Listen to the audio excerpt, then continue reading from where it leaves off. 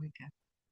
So, welcome to week 2 of the Open Learning Initiative Intensive Exam Preparation Program. Pardon me, my voice is going to come in and out, I'm afraid. Hopefully it'll stick with me. Thank you for your patience. So, last week we had an overview of the exam. We had some, we looked at the reading exam and how we use the questions to avoid reading the document. We just use those questions to find the information we need. So, throughout this exam, the questions will continue to be the most important aspect. We also looked at BBC 6-Minute English and how we can use that to work with our listening and reading and vocabulary skills.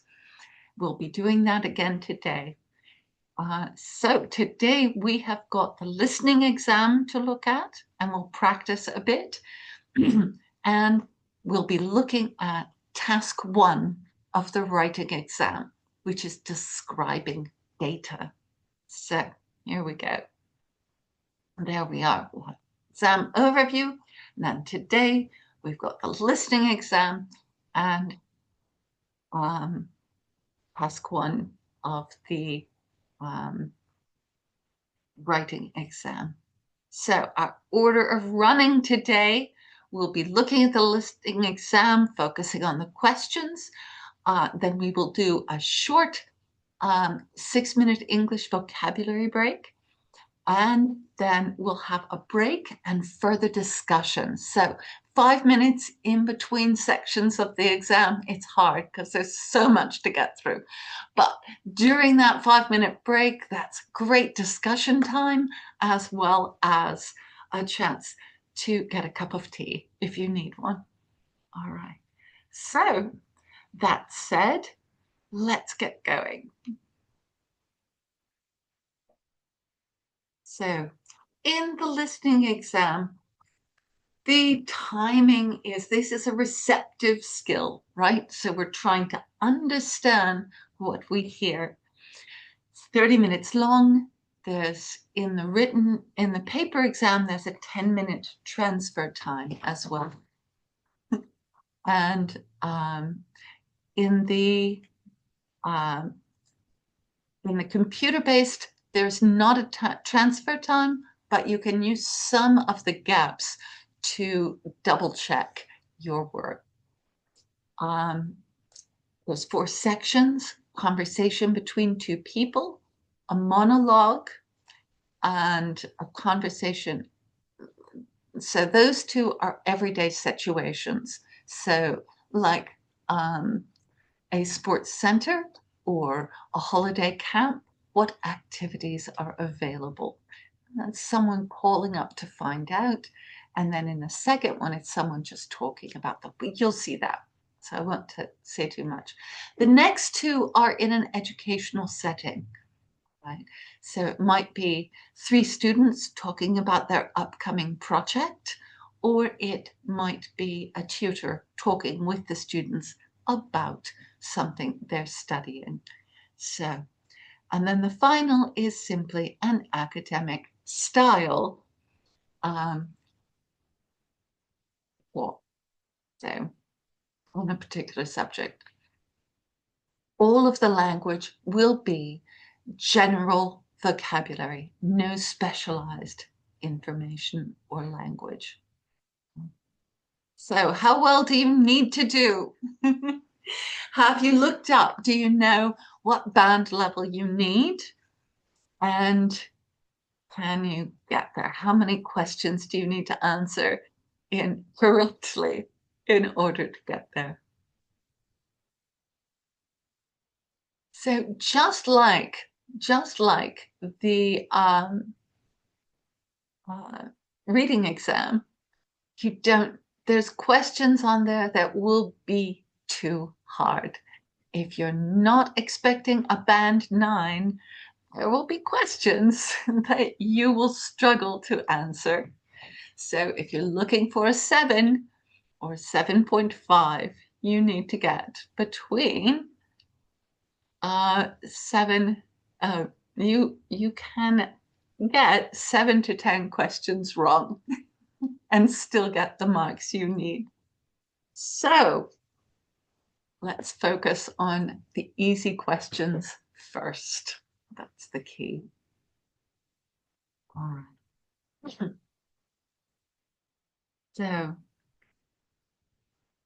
once again, and this is why I like to do these back to back, because this reinforces all of the things that we said about the questions in the reading exam. Find the guide words. It's the guide words that are your help, right? So in each question, so the listening is the easy part. Understanding the questions is the part you need to practice most. So if the question was, what should IELTS students do to prepare? Then you would think of synonyms. Students could be candidates or test takers. Prepare could be get ready or study. You can use grammatical clues. If it's a fill in the blank, IELTS and TOEFL are both what of English? It's going to be, is that going to be a verb or a noun or an adjective? What do you think in that sentence? What word form do we need to fill that sentence? In the chat or say it out loud, either way.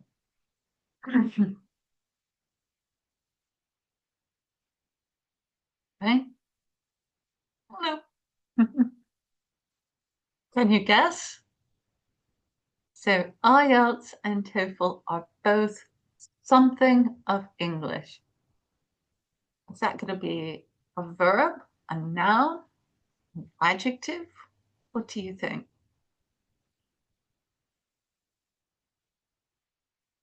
Facts of speech?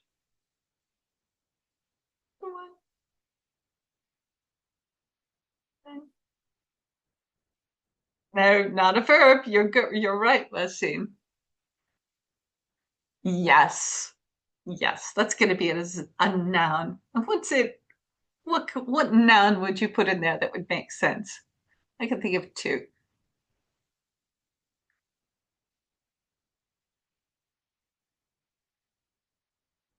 What's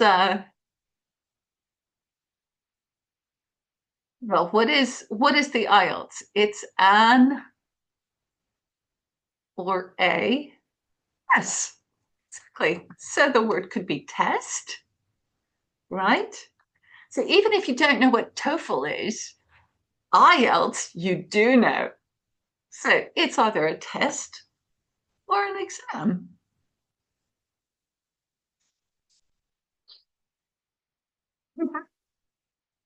There we go. So you can use the context of the sentence to take a guess at what that, you can at least find out which part of speech. So once we knew it was a noun, okay, there you go. One of the ways that you can practice targeted listening is to, when you're listening to the radio for the news or something like that, try and see how many numbers you can hear. How often can you hear someone say a number, right? So it's a way of practicing to listen, even if it has no context for anything else at all. If you're just listening to the morning news on the BBC, see how many times you can hear a number and write them down. All right. And here's the key skill for this exam.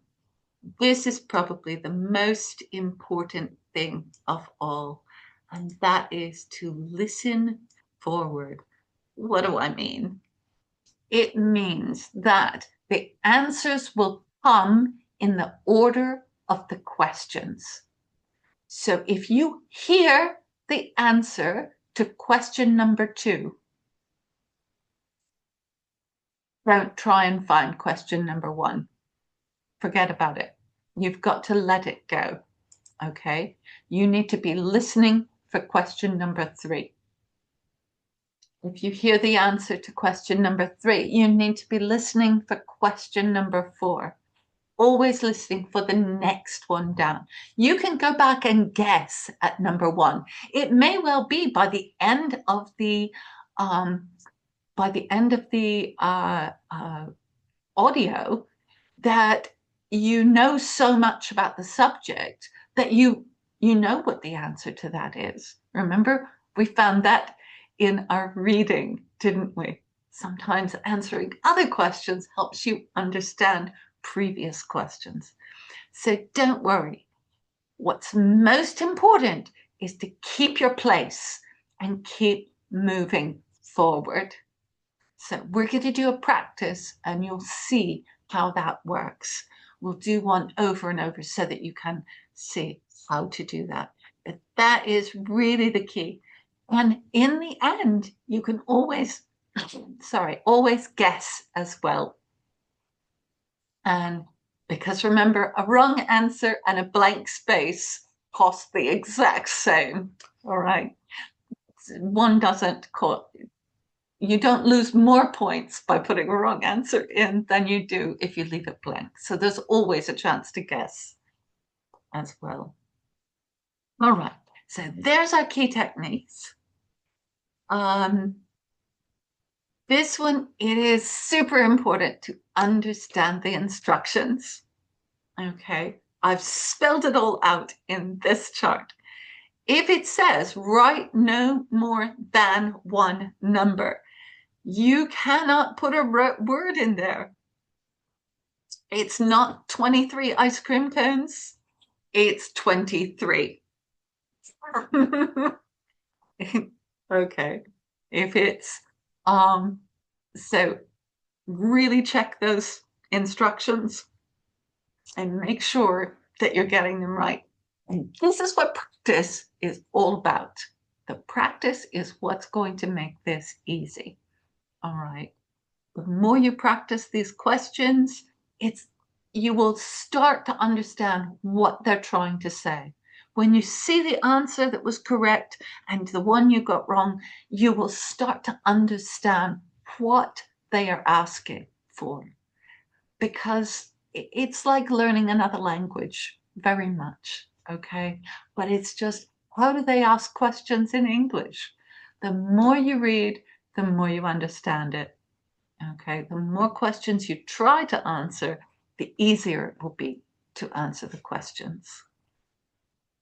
So, if it says no more than 2 words, that means you can have 1 word or 2 words.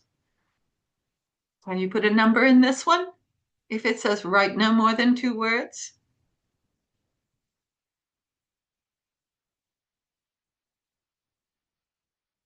If it says write no more than 2 words, can you put a number in there?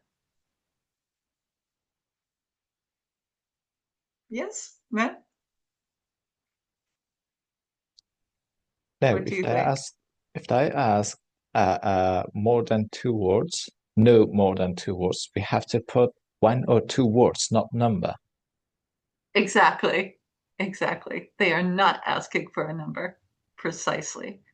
So if it says write no more, and this is probably the most common one, write no more than 3 words and or a number. These are all the possibilities that you can use. Okay. So it could be 1 word, 2 words, 3 words. It could be 1 number, 1 word and a number, 2 words and a number, or 3 words and a number. All right. But the thing to be certain of and to be careful about is that connectors and or, as well as articles, a, an, and the, they count as words. All right. So if it was write no more than 2 words, and you wrote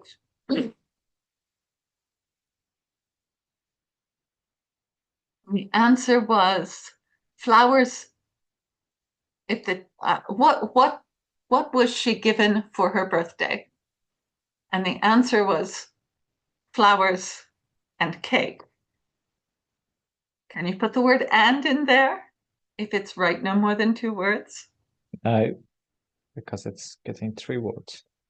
Exactly. Or how about flowers and a cake? Also, because we mentioned a and the, all are counting as a word. Precisely. Very good. So that's just to be really sure. I know it seems a silly thing to focus on, but it's one of those things you don't want to make that mistake in the exam. So this is what I mean about looking at the questions, understanding them. You will start to feel confident and secure that you will have the right answer and be able to create the right answer at the time. Now, a little break from the PowerPoint. I want to show you the practice drive that I have made for you. This link will take you to, this right? Will take you to this file. Let me, oh, there we go. All right. So this link will take you to the IELTS practice drive. And I'll put that in the chat as well so that you've got that there as well.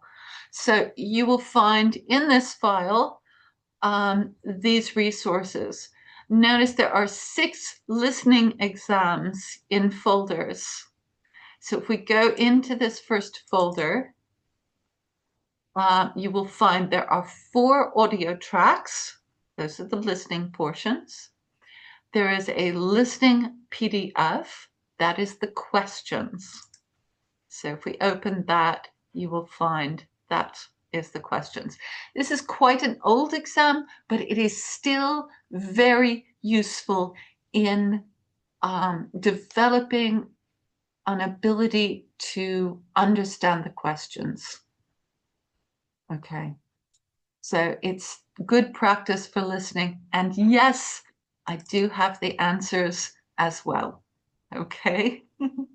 So like I said, it's from quite an old exam, but it is still, you can go through them very quickly. And it's just some good basic practice. All right. So we're going to use some of the audio tracks from this first one, but as you saw, there are 6 of them here. All right. And if we scroll down, there are also, there's also a British Council practice test. This also has the answers and the questions in it. All right. And there we go. And down here, we have reading practice as well as writing practice down here. In the writing practice, there is, oh, do I have them attached? Oh no, I'll have to put in the sample. I'll put in the sample answers because I don't think I've got those in there yet. Yeah, I will add those to it. So please take advantage of these. If you are going to, if you've got the, just please take advantage of these.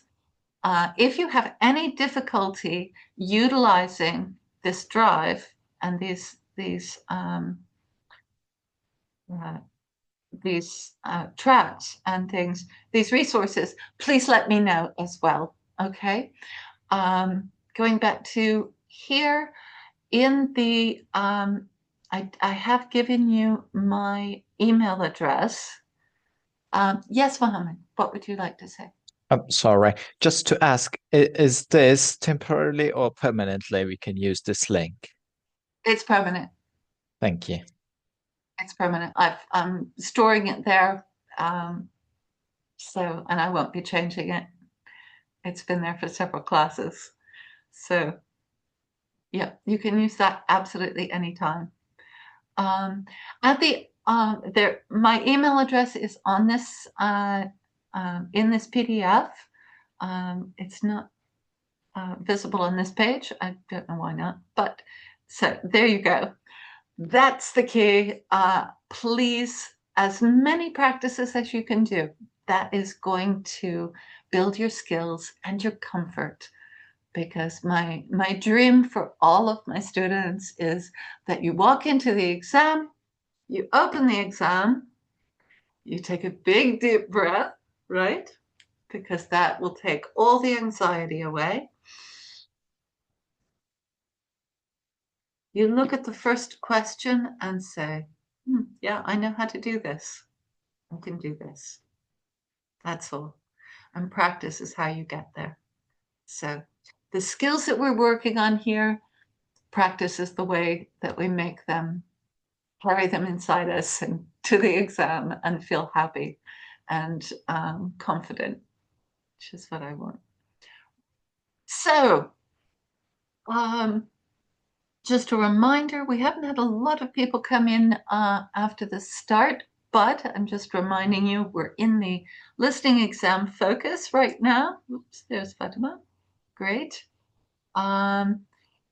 So now we're going to go through a listening exam practice, and then we will be looking at 6-minute English again to look at listening for some detailed information.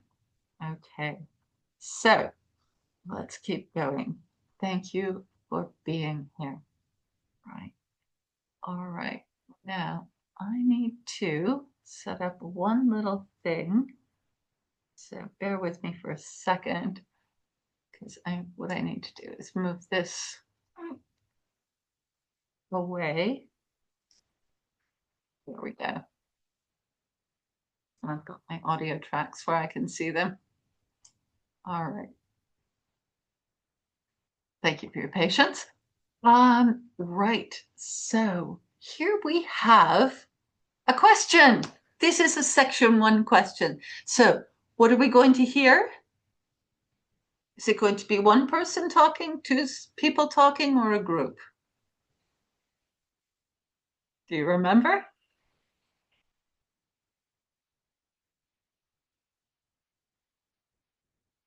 It's going to be somebody calling in or asking questions. All right, so this is going to be 2 people talking. What are they going to be talking about? What can you see? What does it say here?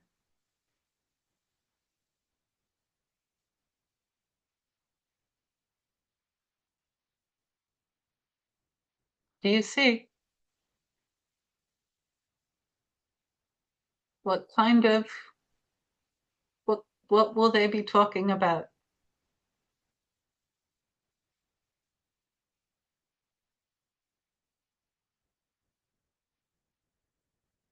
It's a library, sports center. What have we got?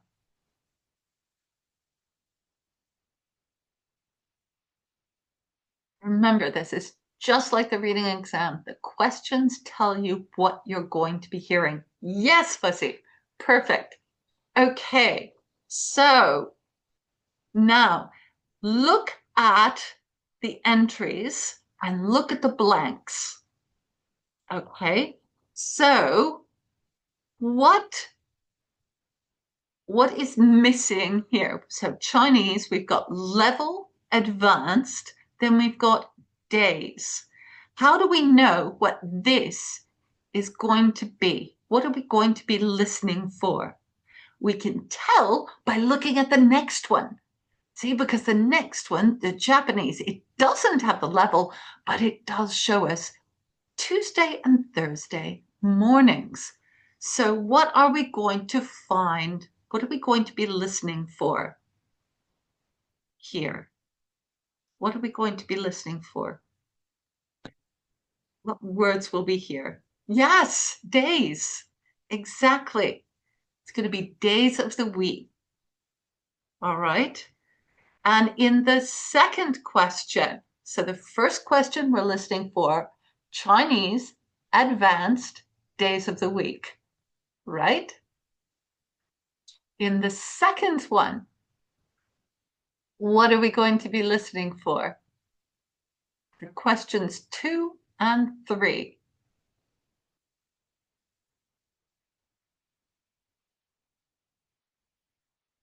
Level, exactly. So it's going to be intermediate or advanced, or what's the other possible word?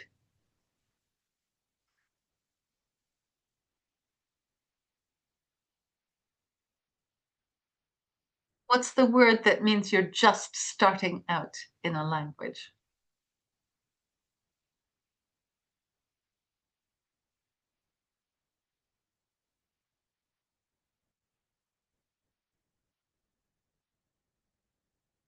Yes, exactly. Well done. Okay, so we're listening for a level. Now, number 4, what are we listening for? What are we listening for?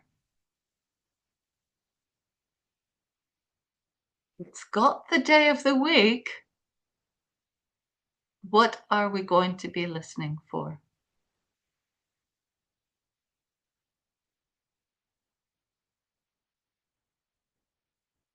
Time of day, exactly. So it'll be morning or afternoon or evening. Right. Good job. Okay, that's it. And that's, yes, this is a simple example, but this is the kind of analysis that we do in order to listen to these. Okay, let me give this a try.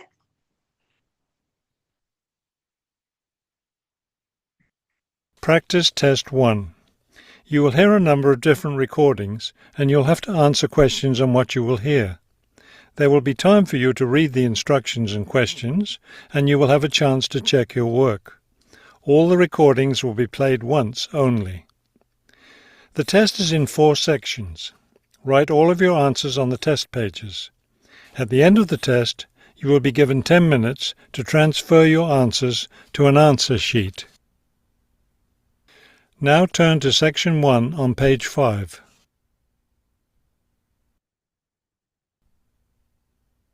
Section 1. You will hear a man asking for information about language classes over the phone. First, you have some time to look at questions 1 to 4 on page 5.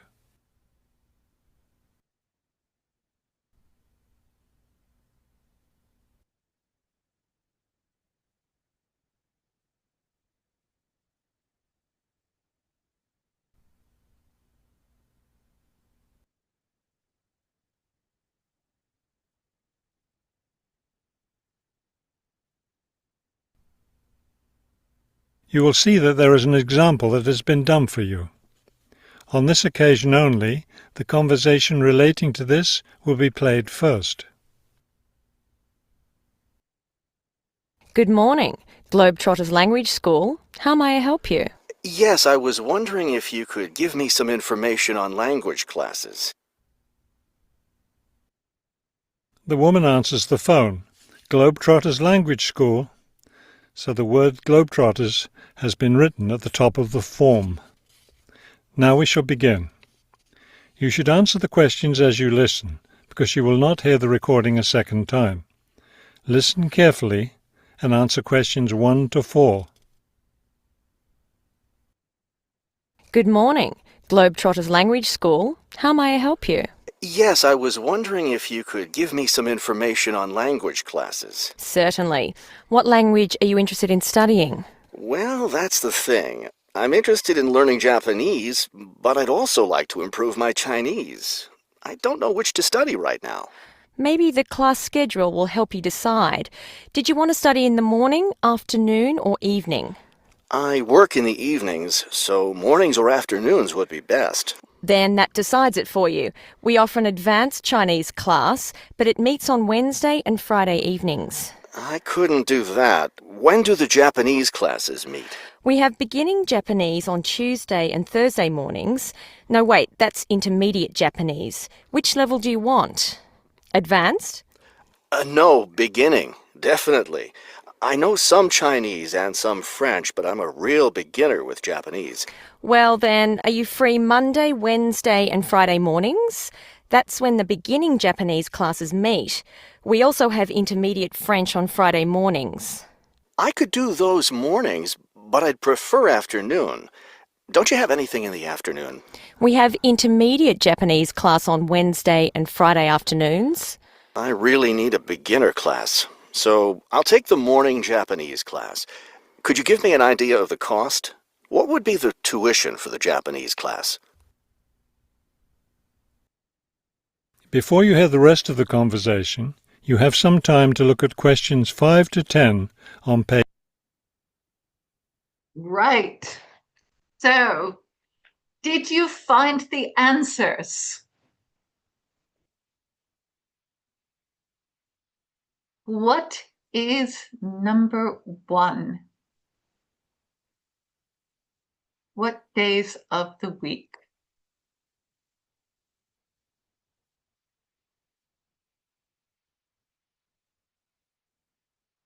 Excellent. Excellent. Very good, Sami and Fatima. Well done. Good job. Okay. And can you use the word and in there? Good job. Tarek, well done. Excellent effort. Oh, brilliant. Can we include the word and? Look at the directions.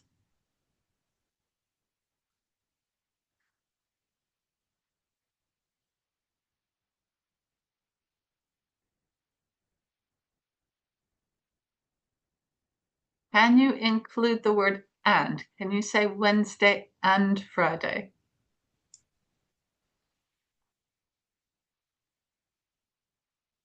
Yes.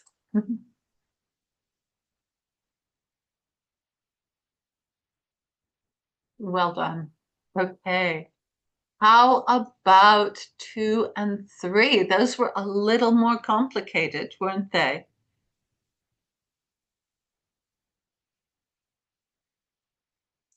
So,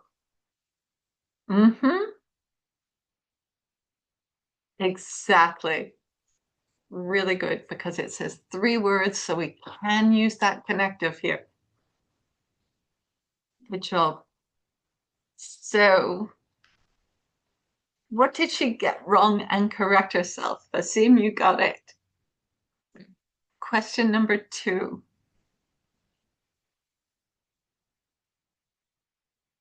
Right.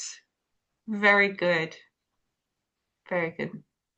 That's it. So she started to say it was advanced and then she said it was intermediate. Didn't she? How about number 3? Yes, that's when the beginner class is, isn't it?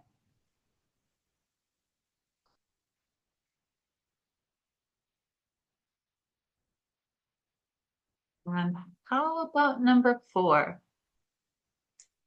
What part of the day? Yes, you got it. Well done. Okay. Yes, that was an easy one. You did a great job. Um, really great job on that.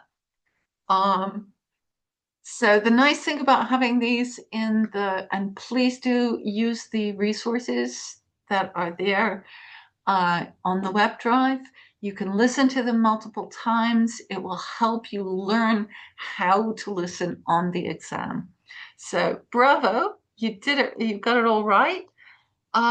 Let's go on to the next part.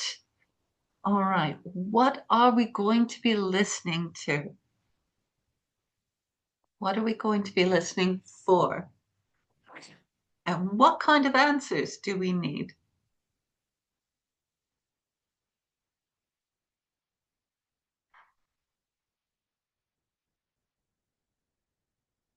We're going to do the second half of this one, and then a bit of the next one. Okay. Yeah. What do our instructions say?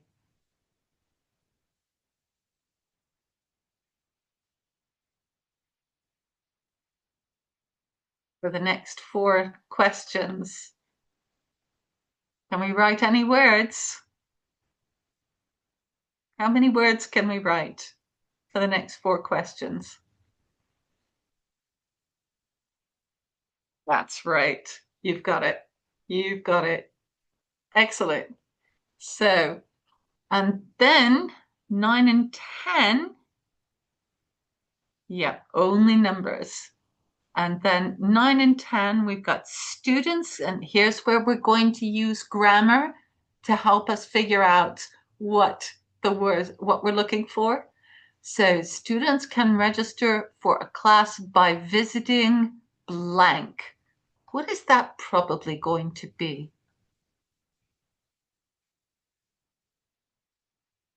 Students can register for a class by visiting blank. Would be a time.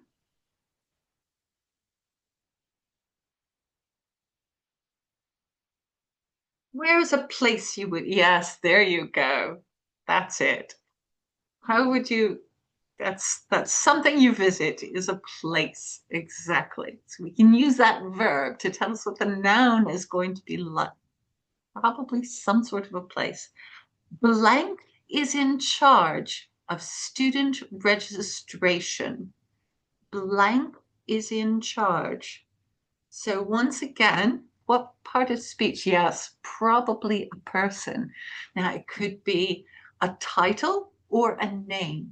So it could be, the registrar, the or the office secretary, or it could be Mr. Armstrad. Okay. Or, all right. So it's going to be a person, definitely. Okay. So let's keep going. All right. So we've got numbers and we've got no more than 3 words for these 2 questions.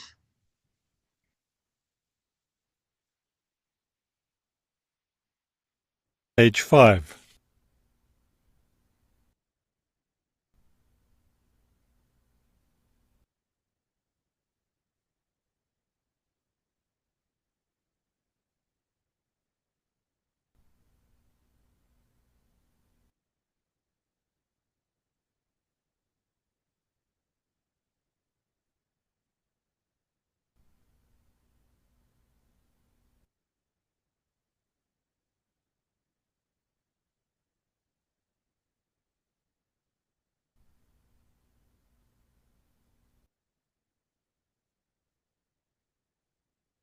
Now listen and answer questions 5 to 10. The beginning level classes meet 3 times a week, so they cost a bit more than the other levels. For a 6-week course, the cost would be $575. That's a bit steep. If it's hard for you to pay that much, you could sign up for just 4 weeks of class and pay $410, or you could pay for 1 week at a time at $125 a week. That comes out to be much more expensive once you add up all the weeks. That's true. You can save money by registering for 2 levels together. For example, pay for your beginning and intermediate classes now, and you'll get 12 weeks of class for just $1,050. That's not a bad deal, but I can't come up with that much money at once. I'll just pay for the 6-week course. Fine. That class begins next week, so you need to register right away. Can't I register over the phone? No, I'm sorry, we don't take phone registrations. What you'll need to do is visit the school office today or tomorrow. Bring a cheque for the tuition and a photo ID. Is that all? Yes, we'll give you a registration form to complete, or you can save time by visiting our website and downloading the form there. Complete it and bring it into the office with your cheque. Great. I'll stop by this afternoon. Fine. When you arrive, ask for Mr. Lindsay. He's in charge of student registration. I'm sorry, Mr. Who? Mr. Lindsay, spelled Lindsay. Thank you for your help. Thank you. We'll look forward to seeing you in class. That is the end of section 1. You now have... There we go. So that's what it sounds like listening for numbers. So notice that they gave the number for 6 weeks, then 4 weeks, then 1 week, and then the 12 weeks. So it was really important to read those in advance. All right. How did you do? What do you think? Did you hear them? I know they were pretty challenging.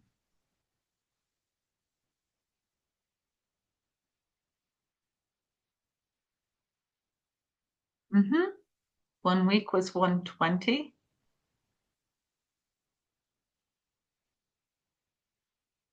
Oh, 125. Yes, they do generally go forward, but this one you really had to just watch those. 4 weeks was 100. Yeah. So I'm going to just, there we go. So you can listen again and later. And there we go. Yeah. And did you hear where to go? Did you hear the school office?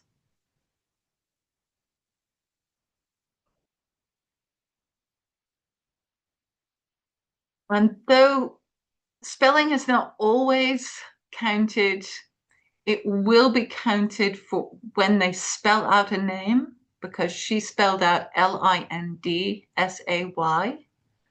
So that will count for spelling as well. Okay. So I would love to do the next one as well. Section 2. This is a description on a map, and it's really important. So please do, you can go through those again.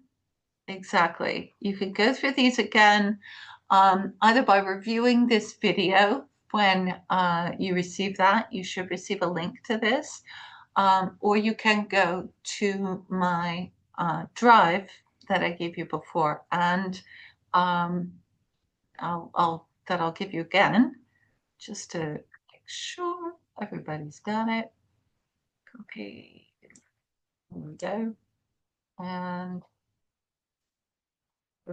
so on that link, you will find this listening exam as well. So you can practice it there as well. Okay. The next one is about, is about directions. And this becomes really, this is the kind of language that you need to become familiar with, being able to hear and understand directions as well. It's often part of the exam, as well as, yeah. I'd love to spend more time on this. It's so hard. So let's listen to this carefully. Now, this is one of those where keeping your place in what you're listening to is very important. Okay, so these will be exactly in order. All right. And it's very important to keep track of where you are. So this star represents our starting point. Okay, so notice it says labeling the map below with the correct letter A to J.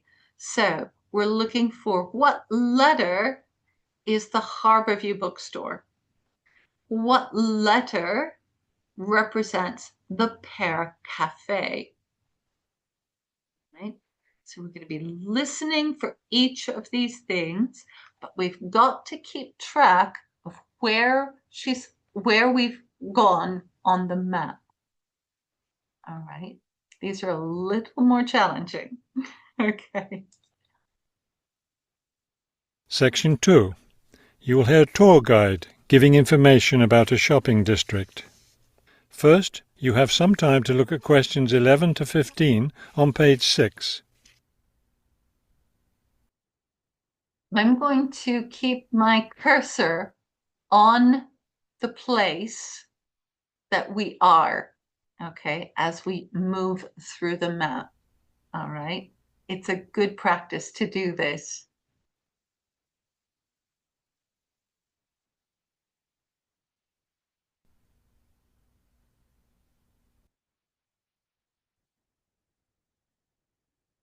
As you listen to the first part of the talk, answer questions 11 to 15.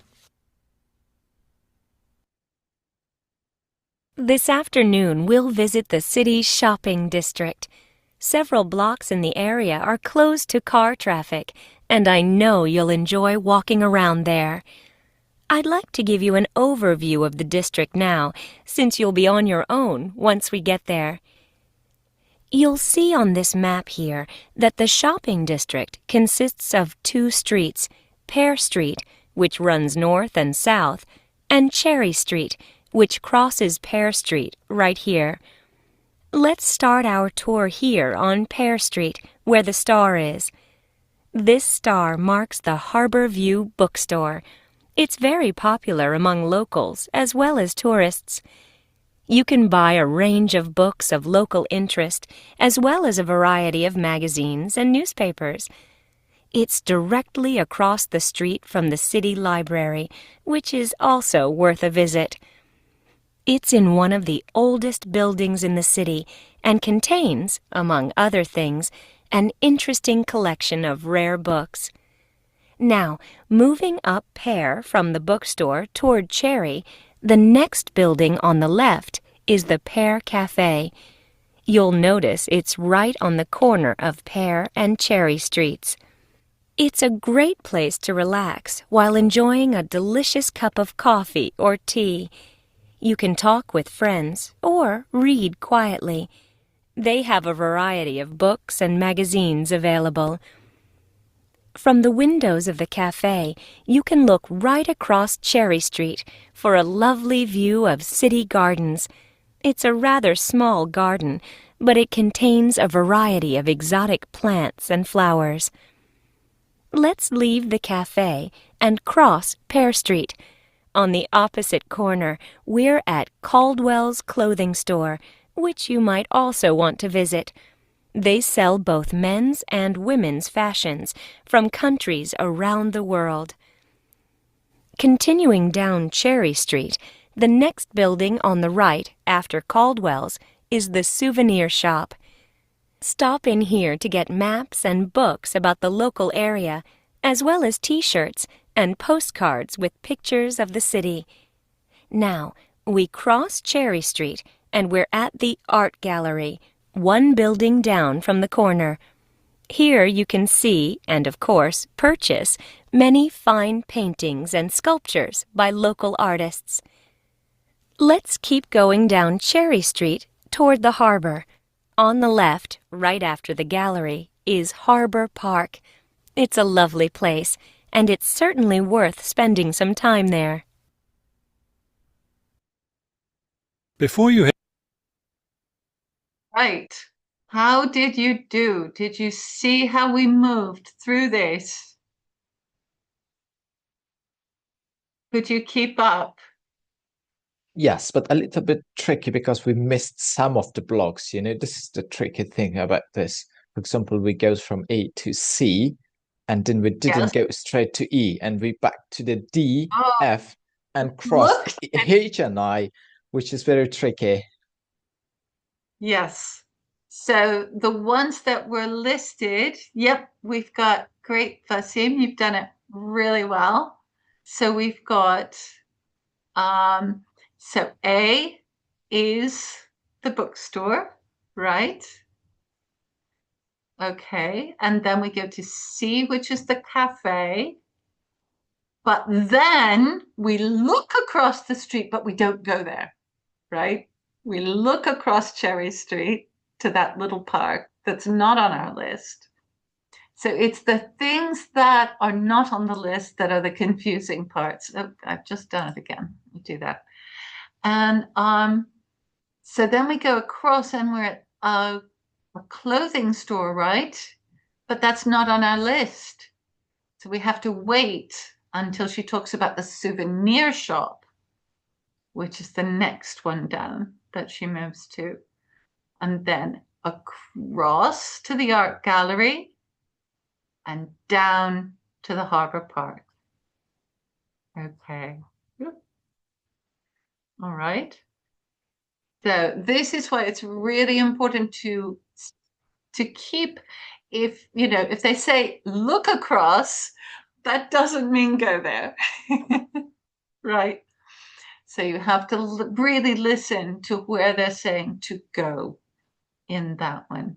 So like I said, they're all, at least these are all in order, which is really much more helpful. And yes, if you got that, well done. All right. So the next one I've got in here with the answers, but I think I will leave that to you to look up. Your challenge will be to look up those, because I also want to,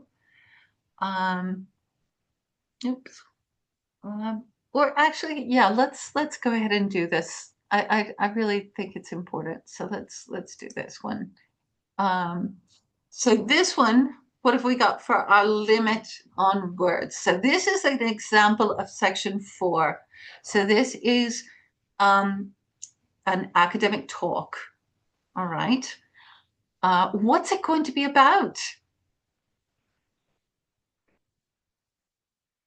What do the questions tell us it's going to be about?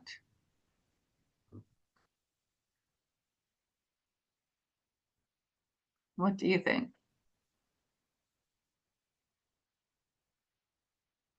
What's it going to be about? Yeah.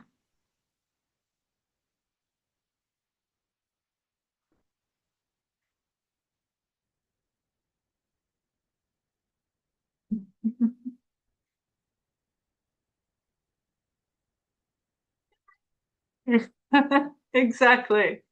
Exactly. Wind power, the power of wind. How did they use wind? Let's find out. Okay. What's our word limit on this one? What's our word limit on this one?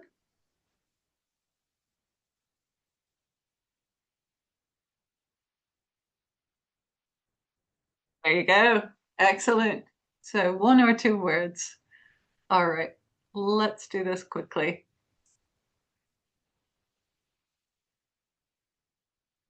Section 4. You will hear a lecture about wind energy. First, you have some time to look at questions 31 to 33 on page 8.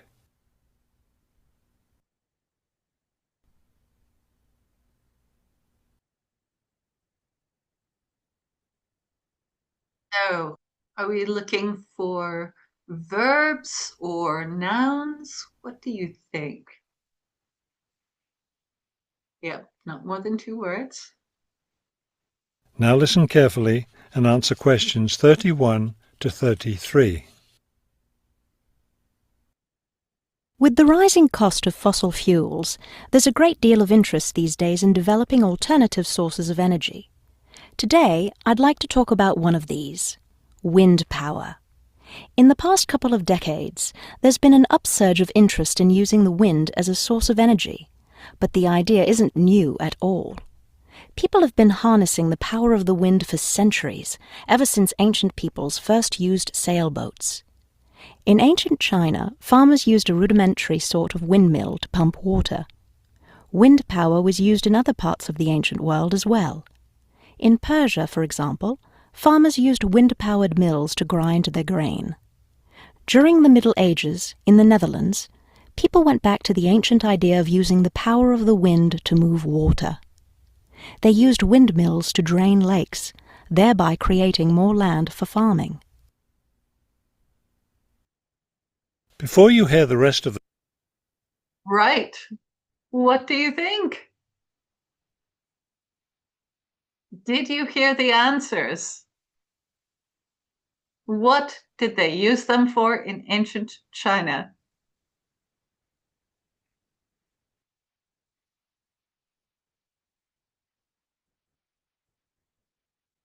Yes, Samia, you got it. Excellent. How about ancient Persia?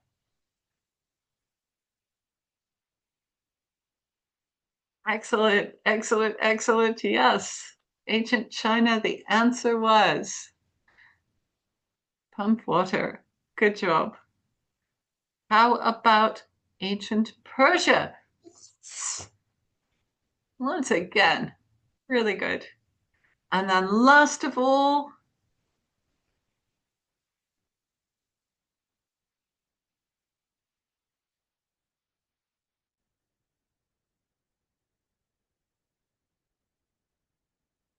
yes, there are actually two possible answers.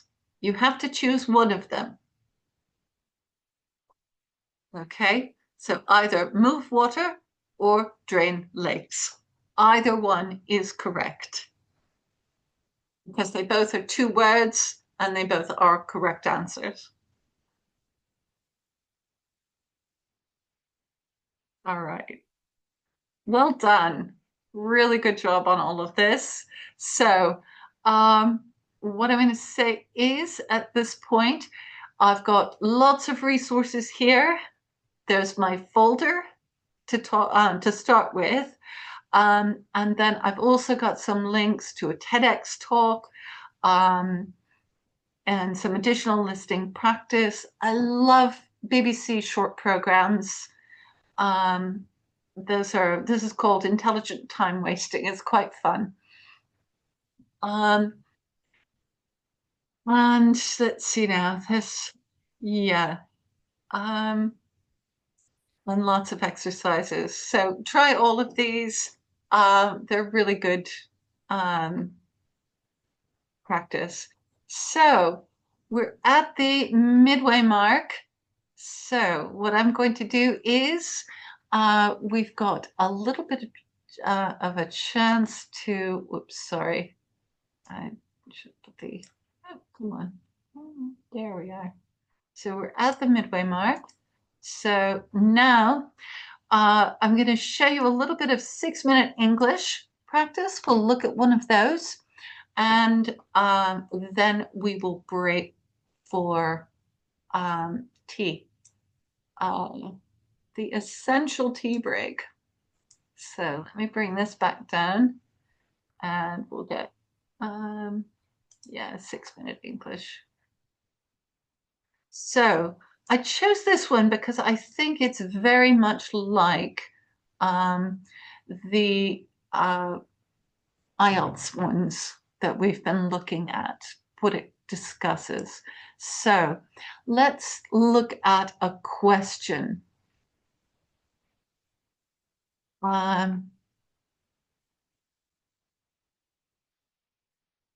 Here, actually, you know what I'll do? So I'm going to copy these questions to the chat. All right. So here's some quiz questions for this one. All right. So take a look at those questions. See what you think. So how many parts is the human ear made of? Which is an example of a sense organ? And what is the smallest bone in the human body? So those are some interesting questions to listen for. What is the damage that comes from ordinary everyday use? And what describes a situation that continually gets worse and worse? Okay, so those are the language, that's the vocabulary we're going to listen for right now. All right, so let's give it a try. Ready? 6-minute English from bbclearningenglish.com. I'll scroll down the transcript while we're going. Hello, this is 6-minute English from BBC Learning English. I'm Neil. And I'm Georgie. As we get older, many of us notice our sense of hearing getting worse. Maybe we need to concentrate harder or ask people to speak more loudly. Has that happened to you, Neil? Not really. A while ago, I thought maybe my ears were getting worse, but I had a checkup and everything was fine, thankfully. Oh, that's great. In the UK alone, hearing loss affects 18 million people, and that number is increasing. In this programme, we'll discover why we lose hearing with age, and as usual, learn some useful new vocabulary. And you can also find a transcript of this episode on our website, bbclearningenglish.com. But now listen up, Georgie, because I have a question for you. Did you know that the 3 smallest bones in the human body, the hammer, the anvil and the stirrup, are all located in the ear? But which one of those is the smallest? Is it A, the hammer, B, the anvil, or C, the stirrup bone? That one's a difficult one. I'm going to say the anvil bone. OK, well, we'll find out the answer later on. To understand why our hearing gets worse with age, it's useful to know a little about how the ear works in the first place. Here's Mr. Nish Mehta, an ear, nose and throat surgeon at the Royal National ENT Hospital in London, giving a beginner's class to BBC Radio 4 programme Inside Health. Hearing is an amazing sense. It's a special sense. And the ear is really the hearing organ. So the ear is split up into 3 main parts. It's the outer ear, the middle ear, and the inner ear. The outer ear is the bit that you see, so on the side of your head. We call that the pinna. Think of that as the satellite dish. It collects the sounds and it funnels them in towards the sense organ. That then gets transmitted to the middle ear. The middle ear's main job is to amplify those sounds. That's done by having an eardrum, which catches it, and then vibrates sympathetically to the vibration of the noise that you heard. And then that's passed on to the 3 smallest bones in the body, the hammer, the anvil, and the stirrup. The ear is made up of outer, middle, and inner parts. It's one of our sense organs. Specific parts of the body, your ears, eyes, tongue, nose, and skin, which allow you to experience the outside world. The visible part, the outer ear or pinna, acts like a satellite dish, collecting sounds which it funnels into the middle ear. The verb funnel means to move or direct something through a narrow space.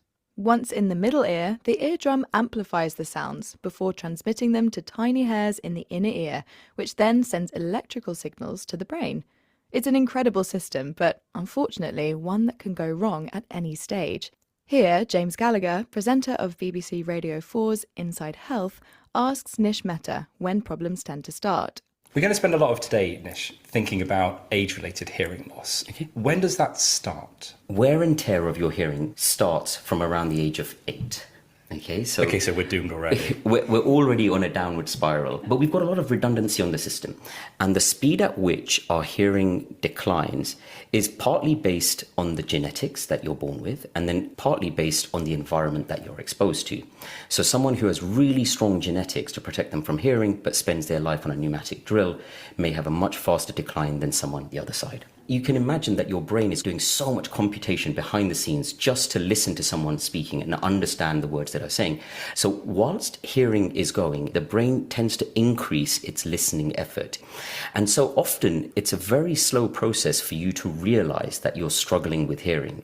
Wear and tear of our hearing starts as young as 8. Wear and tear means the damage that comes from ordinary everyday use. When Nish says this, James exclaims, "We're doomed!" An informal way of saying we're destined to fail. From the age of 8, our hearing is on a downward spiral, a situation which gets worse and worse. But don't worry just yet. Human hearing has evolved with redundancy in the system, a technical phrase meaning that there are many ways to achieve the same outcome, so that a backup system can take over if other systems fail. Here, for example, the brain works harder to compensate for a weaker sound signal reaching the inner ear. And there are other ways hearing loss can be helped as well, including hearing aids, surgery, or even just removing extra earwax. Not a job I would like very much. After that fascinating journey into the world of hearing, I think it's time to reveal the answer to your question, Neil. I asked you which is the smallest bone in the body, and they are all in the ear. Is it A, the hammer, B, the anvil, or C, the stirrup bone? I said the anvil, didn't I? You did, but I'm afraid you obviously weren't listening in biology class because you are wrong. It is, in fact, the stirrup bone. OK, let's recap the vocabulary we've learned, starting with sense organs, specific parts of the body like your ears and eyes, which allow you to experience the world. To funnel means to move or direct something through a narrow space. And a funnel, the noun, is a cone-shaped tool which does this. Wear and tear refers to the damage that comes from using something every day. If you say, we're doomed, you mean we're going to be defeated or fail. And a downward spiral is a situation which continuously gets worse and worse. And finally, redundancy in the system refers to having more than one way to achieve an objective so that a backup can take over if other methods fail. You'll be sad to hear that once again our 6 minutes are up, but why not head over to our website, bbclearningenglish.com, to try the quiz and worksheet for this episode. Goodbye for now. Goodbye. 6 Minute English. From bbclearningenglish.com. Right. So, let's try the quiz. Answers in the chat. Fingers at the ready. How many parts is the human ear made of? Yes. Sammy, you're on top of this all.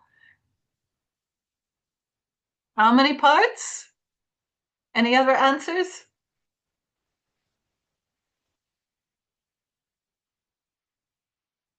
Yes, Samia, it's 3. Okay.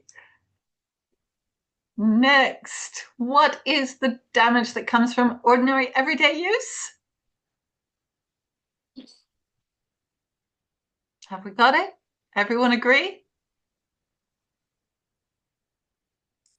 Righto. Good job. Okay. What of these is a sense organ? Eye. Yes, it's the eye. Excellent. Yeah, definitely shout out if you want. Excellent. Good job. And what is a cone-shaped tool which directs something through a narrow space?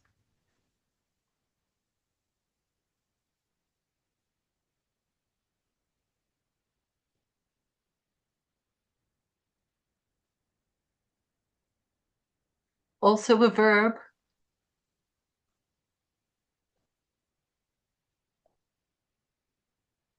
Did you hear it?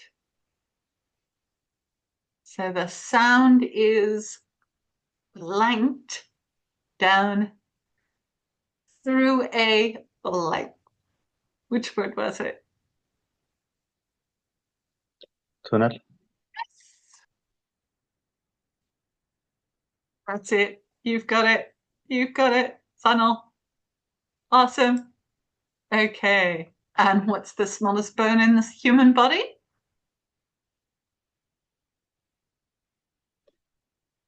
The first one. Strip.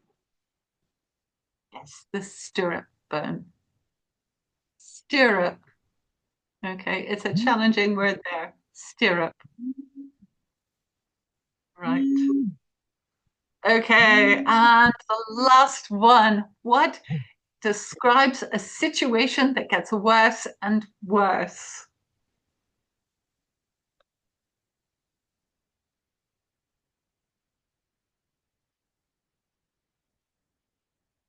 Yes, you've got it, Samia. Anyone else? What do you think? Something that is getting worse is on a...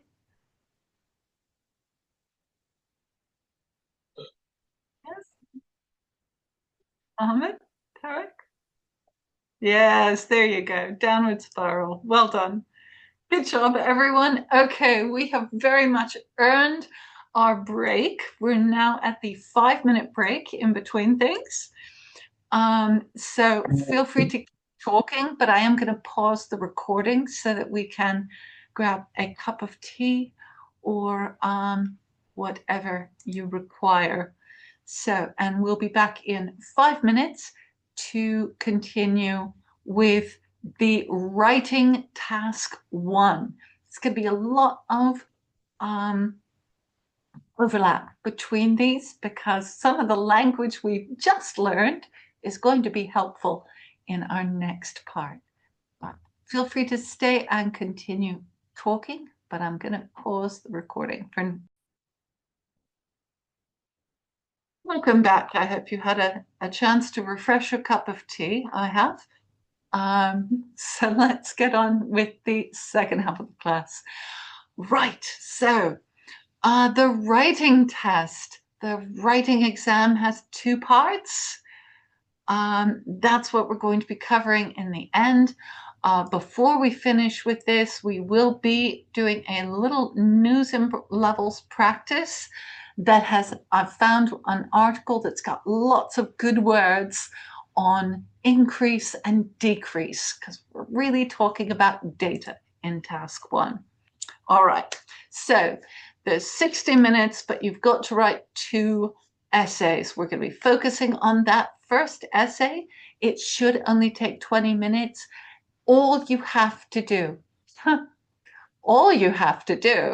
is describe what you see. All right.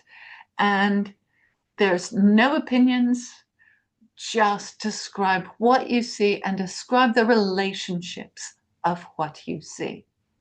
That's what we're focusing on today. So what's it going to look like? Well, it could be a diagram of a process. This is cement production and concrete production diagram on how that works. It could be visual data like a graph or a chart. It could be a process flow. All right, this is a test process for determining what's wrong with a lamp, right? It could be something as boring as a table with a bunch of numbers on it, but you've got to find out what's it about, what's it describing, and how are the numbers related to each other. All right. Or it could be a pair of maps, or like this, which is a before and after of a refit, or of a reconstruction of a intersection. What have they changed? How has it changed from this one to that one? Those are the kinds of things you would need to say. Again, this one is a floor plan. And this is these are actual examples from the exam. So this is a floor plan. How has it been altered? All right, so this is what the library looked like 20 years ago. This is what it looks like now. How do you describe those changes, those differences? The vast majority are graphs of data, and that's what we're going to look at first. So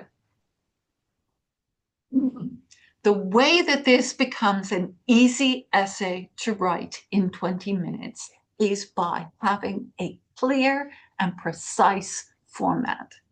So your first sentence, describe the image. This is a graph showing the corn production for 3 countries over the last 5 years. Boom, there you go. Describe what you see as clearly and succinctly as possible. In the second sentence, you begin, and this is the only time on this entire exam I'm going to say, memorize this word, use this word every time. That's because it is a requirement that you have an overall statement. So just go ahead and use the word overall. Overall, you'll see that this country's production of corn declined while this country's production increased, and the remaining countries appeared to remain stable. Okay, that's it. What overall is happening? Now you get to the paragraph, and this is where you say, this is where you start citing actual production numbers for the various years that support your overall statement. Okay, that's the key. After that, you can put in a conclusion sentence. There's some argument as to whether that's really necessary if your overall statement is where it's supposed to be. Okay. So you can conclude, as you see, these countries increased, this country decreased, these countries stayed the same. All right. So let's write. Now, you will look at the image and think, okay, I'm going to do this, this, and this, and those are the ones that are most important. And now I'm going to start writing. Don't do it.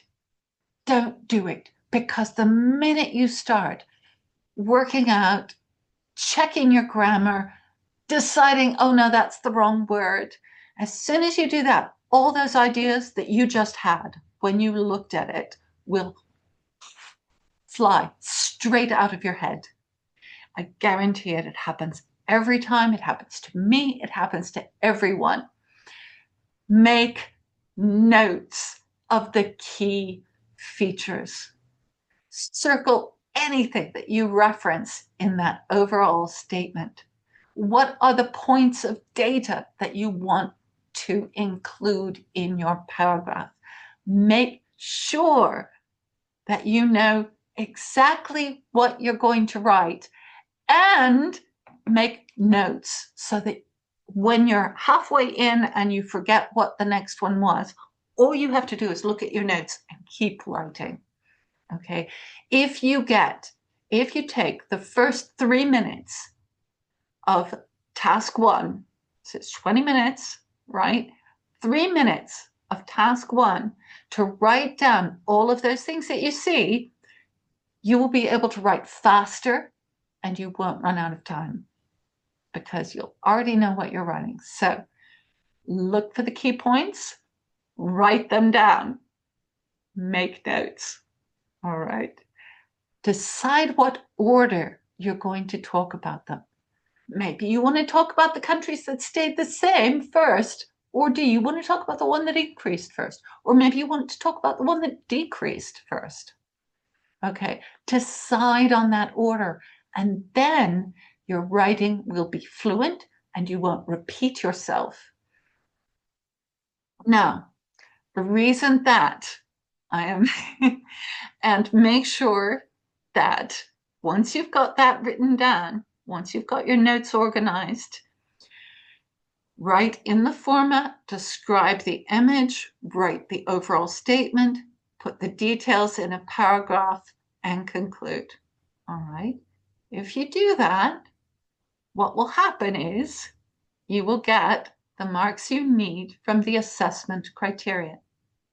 Now, everyone thinks they have to use the biggest words possible. It's a very common mistake to think that you need to use the biggest words possible. It's not true. What you need to use are the best words you have that you can use effectively. But look at this. We've got 4 criteria: task achievement, coherence and cohesion, lexical resource, that's vocabulary, and grammatical range and accuracy. Right. So, vocabulary and grammar. What portion of the mark is vocabulary and grammar? Those 4 criterion. So, grammar and vocabulary are only half the mark. So, this is where you're going to be using those resources that I'm giving you for improving your grammar and vocabulary to do the work to build that. But the skills we're going to work on are task achievement. That means, did you understand the task and fulfill it completely? Coherence and cohesion is, do you use cohesive devices? Is your paragraph logically organized? If your essay is logically organized and it covers all aspects of the task, then you win. So these are the ones that you really want to work on. That 3 minutes that I'm talking about. 3 minutes to look at the task and formulate your approach are half your mark. All right. So that 3 minutes that I talk about for looking, coming up with ideas, finding the key features and organizing them is half your mark. So do you think half your mark is worth 3 minutes of organization?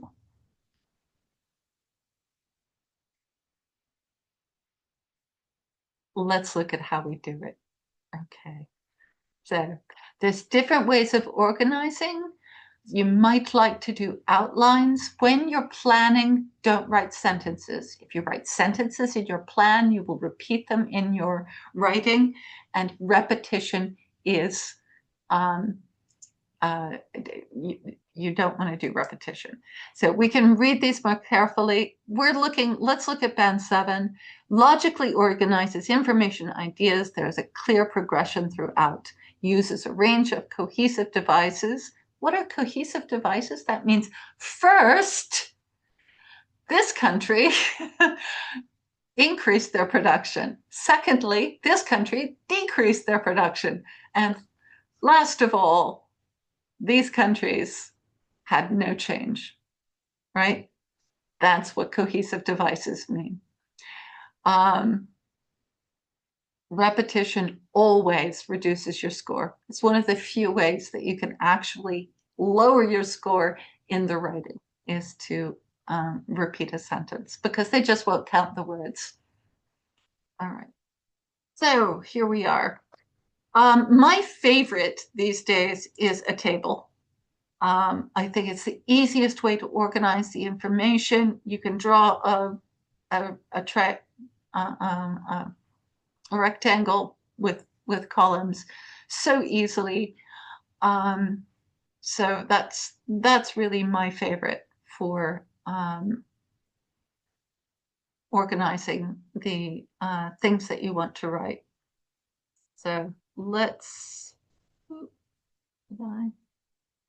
yeah. So let's look at this. All right. So here we go. We're going to start with a graph. Now I know I've been talking at you. Sorry about that.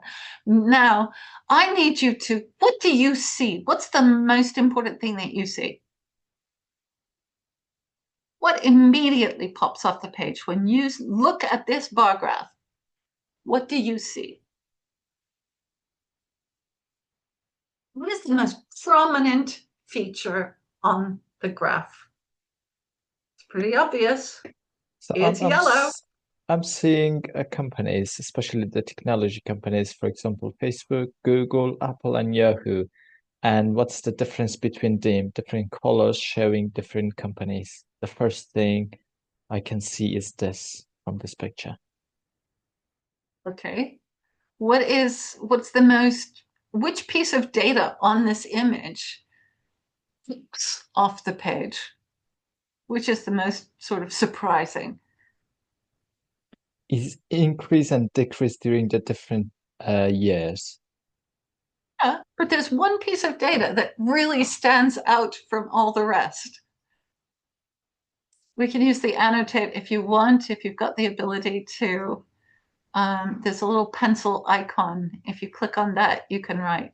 So where is the most striking piece of data?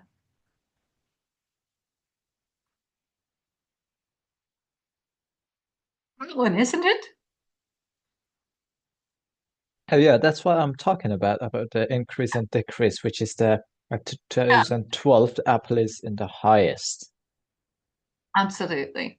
Absolutely. So we've got this one that's going up and down. So yeah, that is the most interesting. What is interesting about the green lines? That happens to be Facebook. What's interesting about those? They already have this is, I have to say, in math, positive Oh, I heard the phrase, but this is going step by step, growing from 2011 to 2016. Keep growing. Yeah. Right? The graph is going up from 2011 to 2016. No decrease, all increase. Yes. Yes. Exactly. And how about what is the blue one doing? A strong negative, which is calling on math. Strong negative, which is going decreasing from 2011 to 2016. Keep increasing. A strong negative. Yep. And what did Google do? Is nothing, just a start.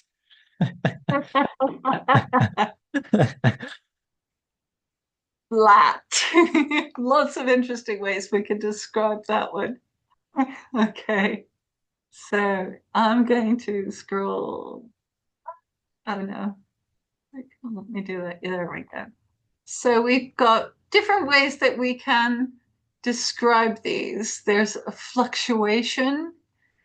It does end higher than it started, but we could say it's a fluctuation. It was extremely variable.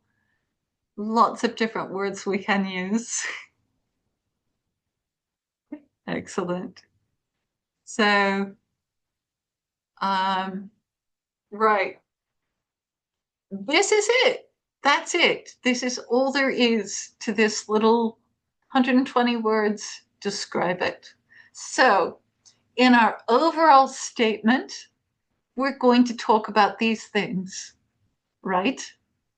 So, Apple fluctuated, Facebook increased gradually, Yahoo decreased, was the only one that decreased, and Google was the lowest, but the most stable. There we go. There's our overall statement. All right. So that's the statement. So after that, the paragraph, we're just going to cite, we're going to say Apple went from below 5,000 to well above 30,000, but then fell back to just above 5,000, ending with one more increase, but nothing as spectacular as the 2012 increase, right? Facebook, we're going to say, went from, it's halfway between, around, we could say approximately 7,000 to a high of 20,000 in a long gradual growth. Excellent, right? So that's the paragraph is where we're going to actually state the data numbers. Now, when we've got such a, shall we say, sketchy graph, we have to use all of that language for approximate, right? I can't say that was exactly 7,000. It's roughly 7,500, maybe.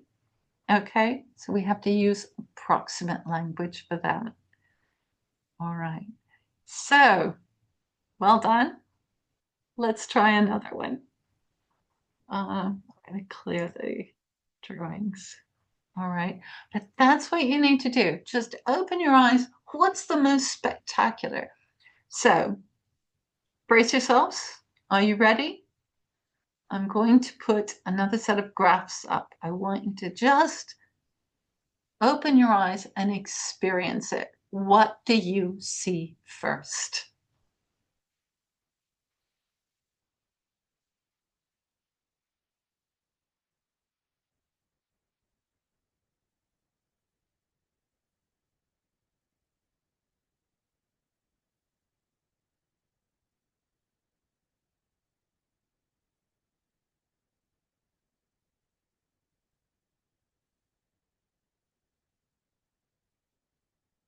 What do you see first?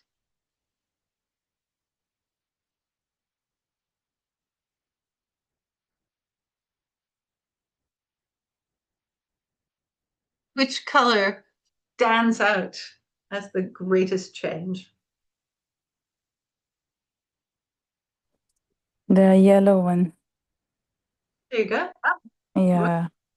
And yes, I think Japan is the one creating the more in one, like in 1985 and 2005. So in one era it's the smallest, not the smallest, but in the middle.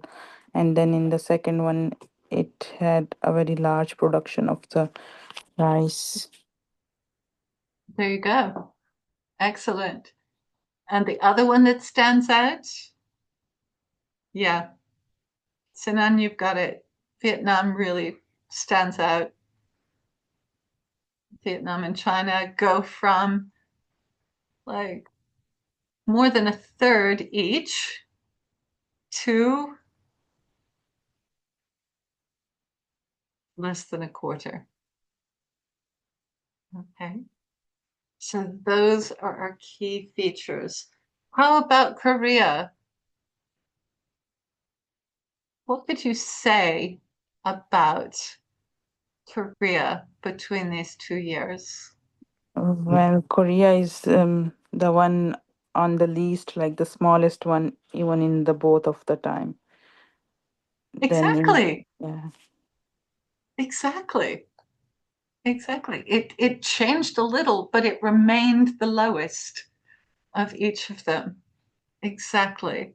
So really good. So there we go. So that is really all there is to the task one essay. All right. Is to find those things, decide what order you're going to write them in, and that's it. At that moment, this is the point where you write down the things that you're going to talk about, and you write down the order that you're going to talk about them, and then you're ready to start writing.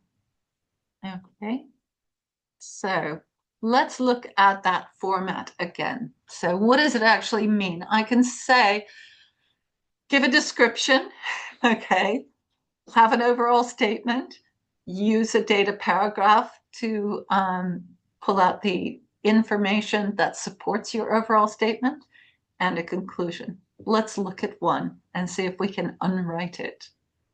All right. So, how did they do this? What are we looking at? So this is a sample essay.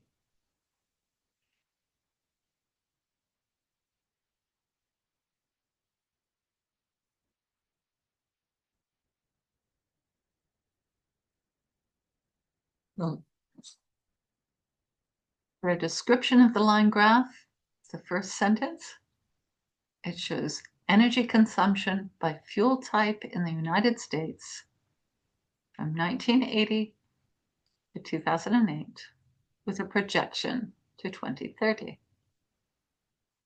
Okay. Overall, always use that word. Fossil fuels have been the dominant type and will continue this trend to the future. We'll see about that.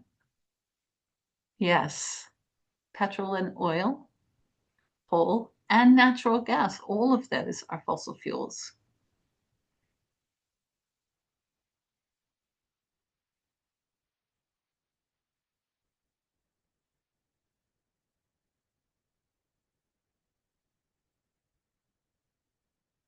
So they've used the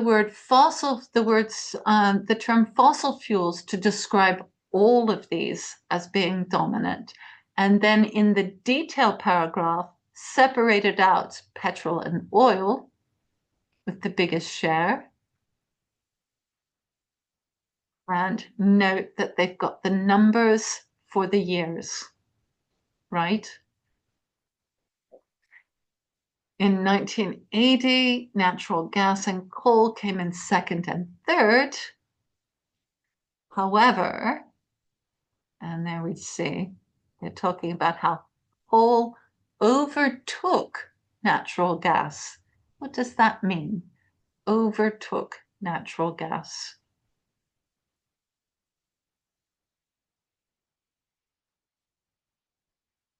That's when this line goes above. See, it started out below, but it overtook it because it's now coal is more than natural gas. Don't think this graph is particularly accurate, but that's okay. We're just describing what we see. That's the important thing. And then they have a section on nuclear, solar, and hydropower.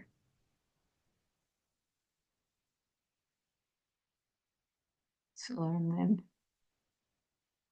Okay. So that's the structure. I have a resource that I will give you for, hopefully I'll be able to give you. Let me find, yeah, there we are. I want to go back to my drive. Yeah, over here. So if we go back to my drive, the IELTS practice one.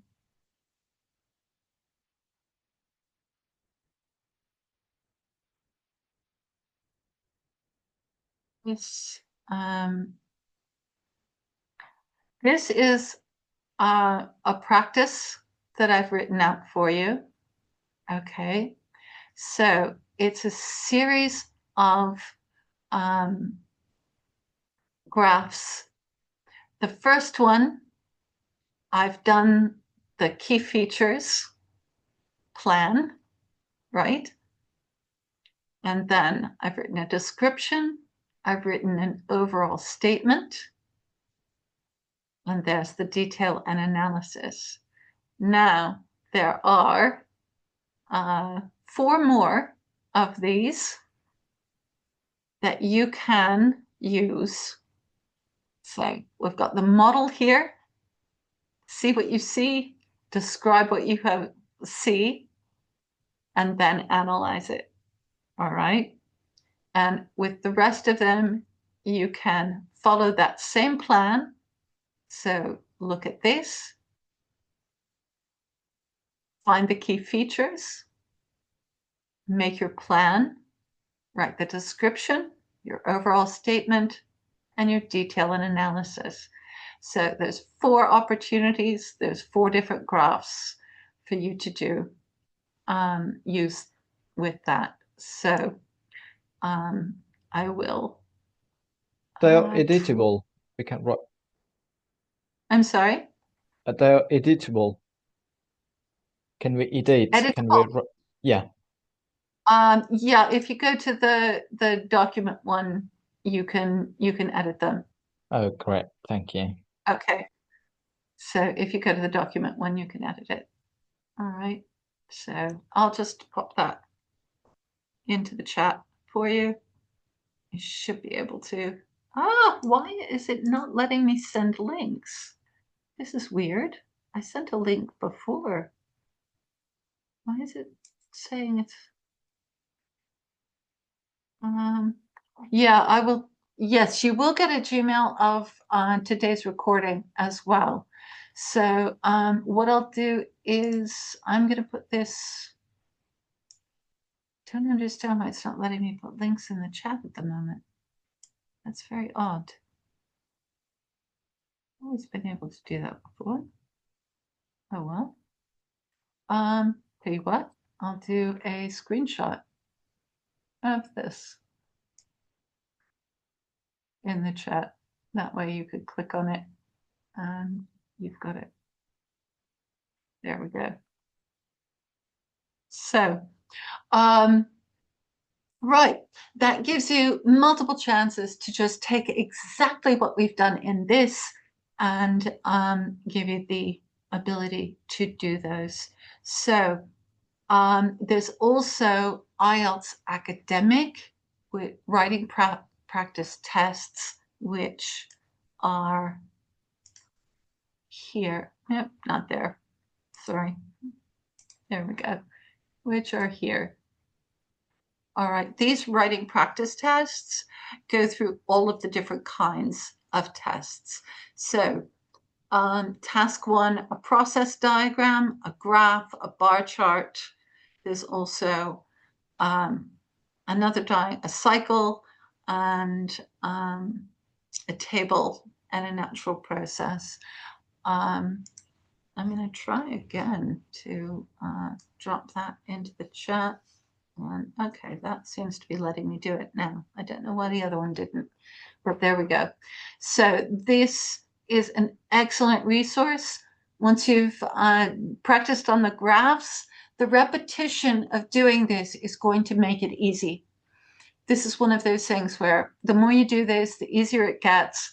And once you get there, once you've done 12 of these, it'll be an automatic process. It'll be so easy for you. So just keep working at it. Use the please use the resources that I've got on this the PDF. You will get both a PDF and a link to the recording of today's lesson. Questions on writing task 1?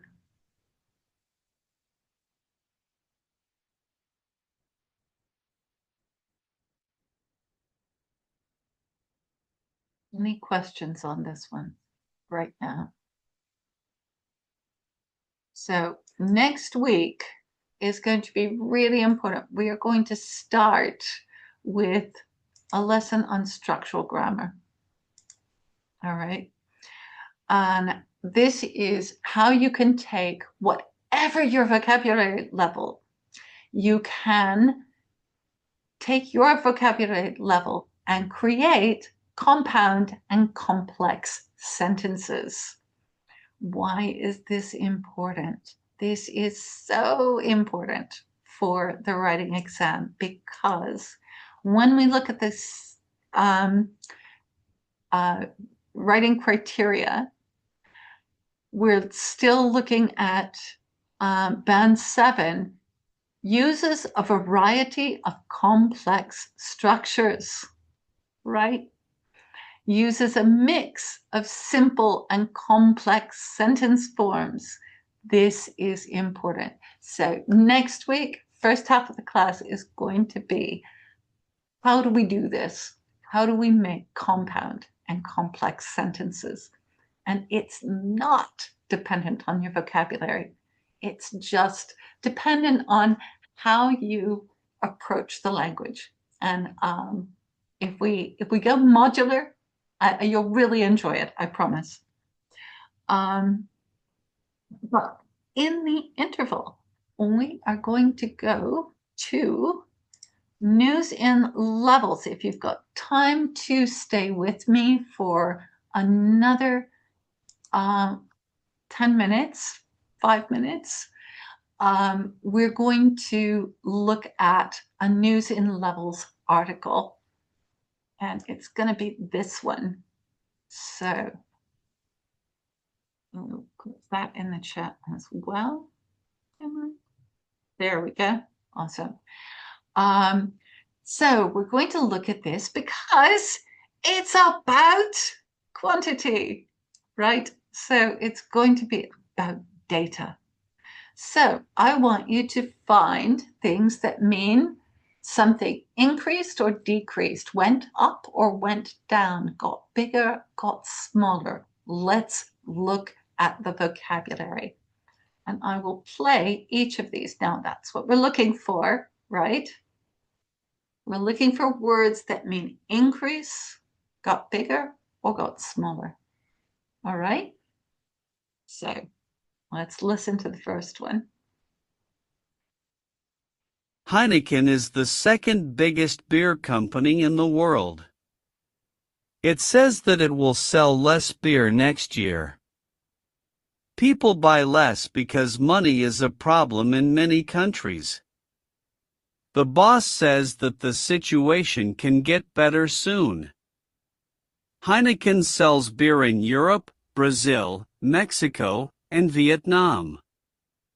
In some places it sells more, in others less. People drink less alcohol these days. The company makes a little less money now, but it is not too bad. People who study business think that Heineken can do better in the future.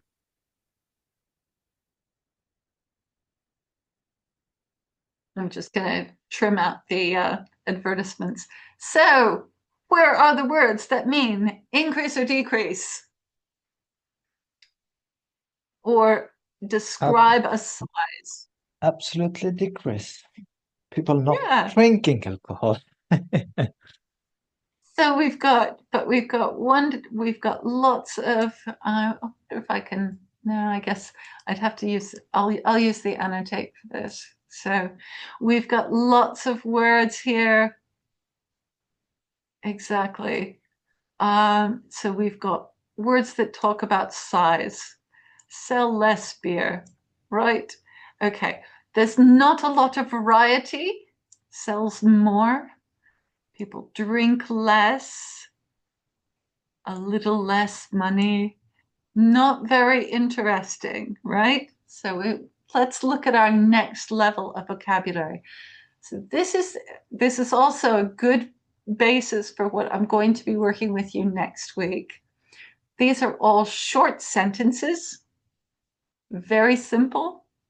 We're going to be looking at more complex sentences next. Thank you, Sanan. All right, so let's get to the next level and see what the sentences look like there. Oh, there we go. All right, so here we are at the second level. And let's see what we've got for, again, we're looking at the language of more or less. Heineken says it will sell less beer in 2025 because people are buying less. The company changed its plan again after seeing weak demand in Europe and Latin America. Its boss, Dolf van den Brink, says things will get better when the economy becomes more normal. Even if sales go down, some analysts think the news is not as bad as they expected. Heineken's shares grew a little after the report. The company also got a bigger market share in Brazil, Mexico, and Vietnam. It made a bit less money than before, but did better than many thought. Heineken still hopes for a recovery later. All right, so we've got a slightly more complicated vocabulary. What can you find that means grew or got smaller? What can you find that So they're trying to recover, they're trying to grow, they have alternative plans to recover what decreased, but this is current situation is still decreased, is still less. Yeah. So we've got phrases like weak demand. All right. That means less, right? If something gets better, that means more. I know I'm simplifying this, but I really want to focus on the vocabulary here. What else means got bigger? Maybe a small amount. Got a bigger market share in Brazil. Yes, grew a little after. There we go. There we go. And something that means got smaller. Also, recovery is also showing for bigger or better, for smaller. Yes. Less money. Less money. Exactly. Right. And what does a recovery mean? Later. Recovery means if you're increasing or if you're going down, you have a plan to make it better or decreasing, for example. This is the simple word I can say. A recovery usually means going back up. Back up, yeah. After something went down, it goes back up, it recovers. Okay. So once more, just looking at the language, because what we're doing is we're trying to, notice we've gone from less and more in the first article. Now we've got things like sales go down, recovery, bigger market share, grew a little. Those are much more specific words. So I like using these articles as a vocabulary tool. And hopefully that's it's also wonderful that even if you're struggling with the later levels, because I read this in German to it's gradually improving my German because it's building my vocabulary. So now once again, we've got the story, we know what's happening because we've read it on the other levels. Oh, I also want to, well, I'll show you on next week the development of the language as well.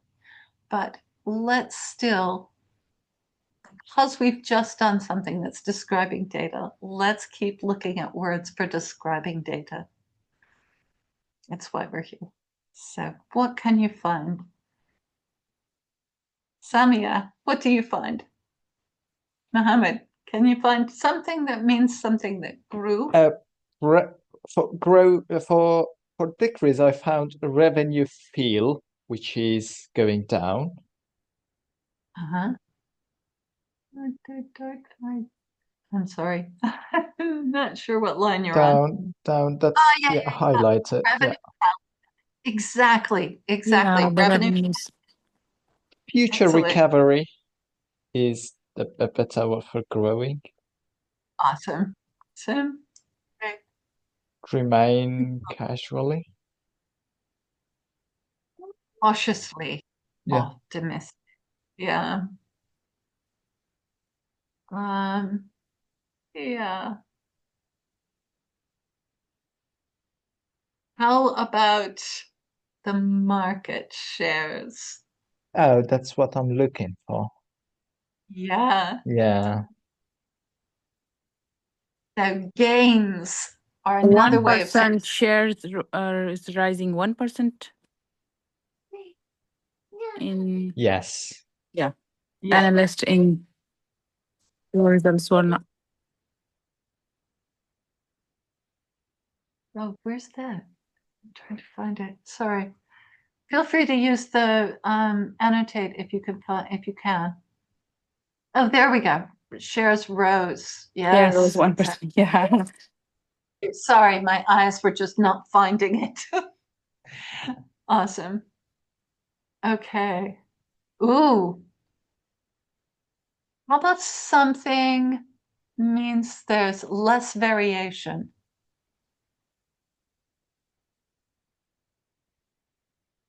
It's a challenge.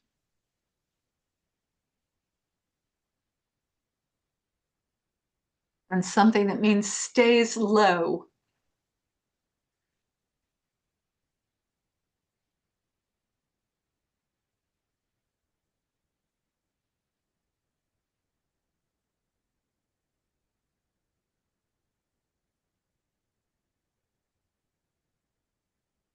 And something that means go down. Also, I'm seeing the analysts noted that Alta results were not strong. This is also showing if the result is not strong, means going down. Yep. Yes. Yeah. But if it's not gone down as far as before, then it could be. We're slightly better than expected. Slightly better means it's improved a little bit. Yeah. It's much more, so it's much more nuanced. How about what's happening? It's warned that its beer sales and lower beer consumption. What can you find in that first sentence?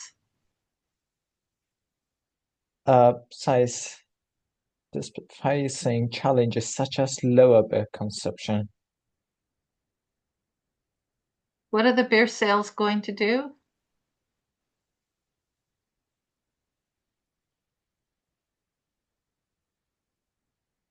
First sentence. There's a color. There's the company. Lower the previous. Costs again, sign and diamond.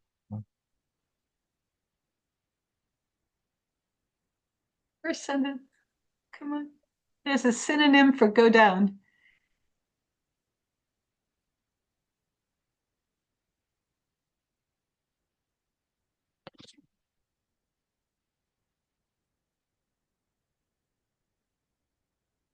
Can you find it? Which is the you mean the will up in drop the first into sentence. Oh yeah. Yeah. Drop in. Oh yeah. I just wanted, so when we were looking at that bar chart with the apple going straight up, you could say another word, another word for that the revenue fell would be that it dropped. That's all. I was just looking for something as simple as that. It's just lowered is a great word. Just looking for vocabulary to describe the movement of data. All right. But you guys have done a great job reading this. So I'm terribly sorry. 2 seconds.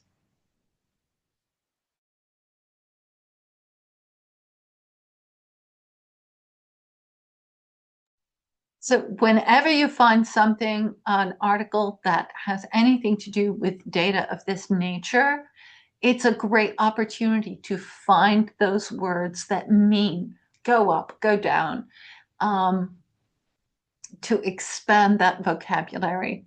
All right. So thank you guys so much for joining me today. You've been absolutely fantastic. And I've really, it's been a wonderful class, and thank you so much. I hope that it's all been very useful for you. Let me go down to, so here's our final resource page. I do recommend that you use those practice graphs. Okay, so use the practice graphs as much as you can. And I will make sure that my email address is on here clearly before I send this off so that you can find it. So if you've got any questions or you have any problems reaching any of these resources, please do let me know. You can also let me know at the beginning of next class. And thank you all very, very much for joining me today. Thank you, John.